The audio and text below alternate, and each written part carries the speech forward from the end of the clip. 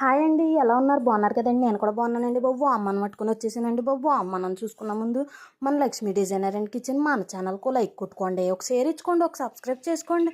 ఇంకేముందండి, పోపులన్నీ తీసుకున్నానండి బాబు. పొయ్యి మీద కడాయి పెట్టేసుకొని వేపేసుకుందామని రెడీ అయిపోనండి. అసలే మన ఒంట్లో కొవ్వు ఎక్కువైపోతుంది అంటున్నారు కదండి డాక్టర్లకు చూపించుకుంటే, అందుకనేసి వామనం చేసుకుందామని రెడీ అయిపోనండి. ఇంకేముందండి, వాము వల్ల అంటే అండి ఒంట్లో ఉన్న కొవ్వు కరిగిపోతుంది అంటే అండి బాబు. మన పొట్ట అజిత్ అయిపోతుంది, కొడుపొబ్బరు పట్టేసింది అంటాం కదండి, అది పోతుందంట, కఫం పోతుందంట. ఇంకేటండి, ఏదో ఒక చాక్లెట్ ఉంటే నోట్లో పాడేసుకునేదాకా ప్రశాంతంగా ఉండం కదండి. ఏ స్వీట్ ఉన్నా నోట్లో వేసేసుకోవాలి.